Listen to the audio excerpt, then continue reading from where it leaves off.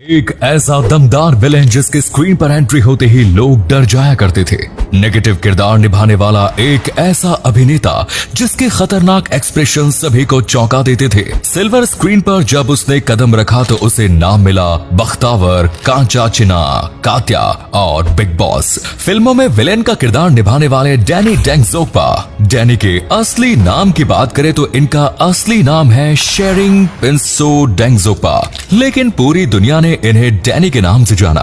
Danny का जन्म सिक्किम के गंगटोक में एक बौद्धिक परिवार में 25 फरवरी 1948 को हुआ। डैनी ने अपने स्कूल की पढ़ाई नैनीताल से पूरी की और कॉलेज 1964 में दार्जिलिंग से पूरा हुआ। डैनी की फैमिली बिजनेस किया करती थी। उनका फैमिली बिजनेस था घोड़े की ब्रीडिंग करना, इसीलिए बचपन से ही उन्होंने घोड़ों के साथ अपनी जिंदगी बिताई और रफ टफ रहना जानते थे। डैनी ने अपने स्कूल और कॉलेज के टाइम पर एनसीसी को ज्वाइन कर लिया था और एनसीसी कैडेट बनकर उन्हें बेस्ट कैडेट का अवार्ड भी मिला। रिपब्लिक डे परेड में भी डैनी पार्टिसिपेट करते थे और इंडियन आर्मी ज्वाइन करना उनका सपना था और उसके लिए वो मेहनत भी करने लगे। डैनी ने आर्मी के लिए इंटरव्यू भी दिया और उनका सिलेक्शन भी हो गया। उनका सिलेक्शन पुणे के आर्म्ड मेडिकल कॉलेज के लिए हो गया, लेकिन उनकी किस्मत को तो कुछ और ही मंजूर था। इन्होंने अपना एडमिशन ड्रॉप कर दिया और इसकी वजह थी उनकी माताजी। उनकी माताजी बड़ी परेशान रहने लगी कि उनका बेटा आर्मी में चला जाएगा और ये सब सोचकर उनकी माँ डरने लगी। अपनी माँ के डर को देखते हुए डैनी ने अपने एडमिशन को छोड़ना ही बेहतर समझा। लेकिन जब डैनी ने अपनी माँ से पूछा कि अब मैं क्या करूं, तो माँ ने कहा कि अगर तुम कुछ बनना ही चाहते हो तो कलाकार बन जाओ। कलाकार का नाम बहुत प्रसिद्ध होता है। और अपनी माँ की बात मानते हुए और माँ की इच्छा का सम्मान करते हुए डैनी ने कला का दामन थामा और राष्ट्रीय फिल्म और टेलीविजन संस्थान FTII के लिए उन्होंने आवेदन किया और डैनी का उसमें सिलेक्शन भी हो गया। लेकिन सिलेक्शन होने के बाद FTII में उनकी जिंदगी इतनी आसान नहीं रही। उन्हें काफी दिक्कतों का सामना करना पड़ा। असल में डैनी की शक्ल का बहुत मजाक उड़ाया जाता था। सभी लोग इन्हें चिढ़ाते थे और उनके बोलने का भी मजाक बनाते थे। उन्हें कहा जाता था कि यार तुम्हारी तो डायलॉग डिलीवरी ही अजीब है, तुम एक्टिंग कैसे कर पाओगे, तुम्हारा फेस भी अलग है और अजीब भी है, यहाँ तक कि तुम्हारे बालों का स्टाइल भी अलग है। FTII में डैनी को ये बातें सुनने को मिला करती थी। वो बहुत परेशान रहते थे, लेकिन डैनी के एक दोस्त ने उन्हें इन सब परेशानियों से बाहर निकाला और वो दोस्त कोई और नहीं बल्कि जया भादुड़ी है। जया डैनी के साथ पढ़ा करती थी और उन्होंने डैनी से कहा कि तुम्हारा नाम बहुत लंबा है, क्यों नहीं तुम अपना नाम डैनी रख लो। डैनी डेंगजोग्पा ये नाम सुनने में अच्छा भी लगता है और बोलने में भी, और इस तरह से डैनी ने अपना असली नाम डैनी डेंगजोग्पा रख लिया। इन्होंने FTII में बतौर योगा टीचर भी काम किया और फिर साल 1971 में मशहूर फिल्म प्रोड्यूसर डायरेक्टर BR इशारा ने उनकी तरफ इशारा किया और कहा कि क्या तुम मेरी फिल्म में काम करोगे। डैनी को भी फिल्मों में काम करने की जरूरत थी और फिल्म का नाम भी था जरूरत, जो सन 1971 में आई। इस फिल्म के आने के बाद डैनी का करियर तो शुरू हो गया, लेकिन परेशानियां तो अभी भी थी, क्योंकि एक फिल्म में काम करने के बाद उन्हें आगे काम नहीं मिल रहा था। और एक बार फिर उनकी दोस्त उनकी जिंदगी में आई और उन्होंने डैनी को इस परेशानी से निकाला। वो थी जया भादुड़ी। जया ने गुलजार साहब के सामने डैनी की सिफारिश की और कहा कि आप इन्हें फिल्म में काम दीजिए। उस वक्त गुलजार साहब फिल्म मेरे अपने बना रहे थे और गुलजार साहब ने इस तरह मेरे अपने फिल्म में डैनी को रोल दिया। ये फिल्म भी 1971 में ही आई और उसके बाद BR चोपड़ा साहब ने 1973 में फिल्म धुंध में डैनी को काम दिया। धुंध फिल्म आने के बाद ये साफ हो गया कि अब एक ऐसा कलाकार आ गया है बॉलीवुड में जो आगे चलकर बहुत नाम कमाएगा। डैनी की जबरदस्त एक्टिंग और खूंखार विलेन वाले अंदाज के चलते इन्हें रमेश सिप्पी ने शोले के गब्बर सिंह का किरदार ऑफर कर दिया।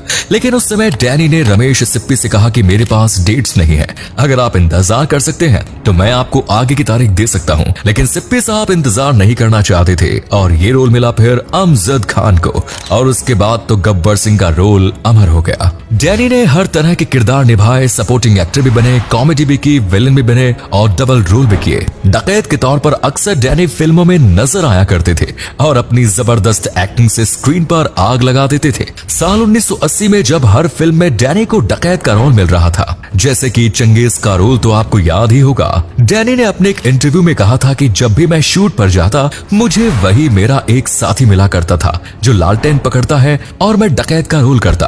दूसरी फिल्म के सेट पर जाता, वहां पर भी मुझे वैसा ही सेटअप मिलता और मुझे फिर से घोड़े पर बैठकर डकैत बनना पड़ता। एक जैसे रोल डैनी को परेशान करने लगे और उन्हें अब कुछ अलग करने की तलाश थी।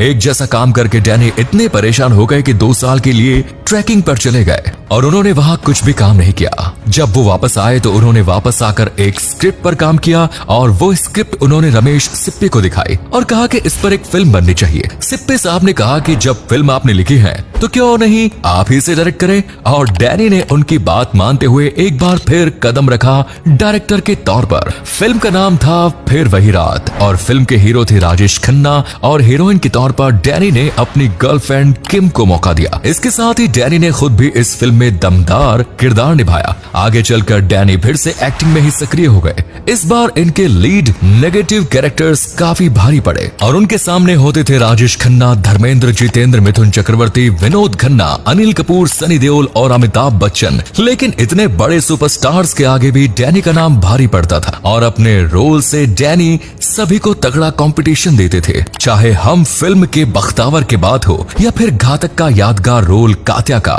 या फिर अग्निपथ की फिल्म का कांचा चीना, डैनी आज भी फिल्मों में सक्रिय है और उन्हें अच्छे रोल निभाते देखा जाता है। फिल्म बेबी में डैनी ने एक ऑफिसर का किरदार निभाया था। कंगना रनौत के फिल्म मणिकर्णिका में भी डैनी नजर आए। इसके अलावा वो नजर आते रहते हैं कई सारी फिल्मों में। ये बात हम लोग बहुत कम जानते हैं कि डैनी एक बहुत अच्छे गायक भी हैं और फिल्म काला सोना में इन्होंने आशा भोसले जी के साथ एक गाना भी गाया था जिसके बोल सुन सुन कसम से लागो तेरे कदम से ना उलझ रे हमसे कुछ इस तरह है। ये गाना डैनी पर ही फिल्माया गया था। डैनी ने लता मंगेशकर, किशोर कुमार और मोहम्मद रफी के साथ भी कई गाने गाए हैं। डैनी को फिल्मों में गाने के लिए पहला चांस 1972 में आई देवानंद साहब की फिल्म ये गुलिस्तां हमारा में मिला।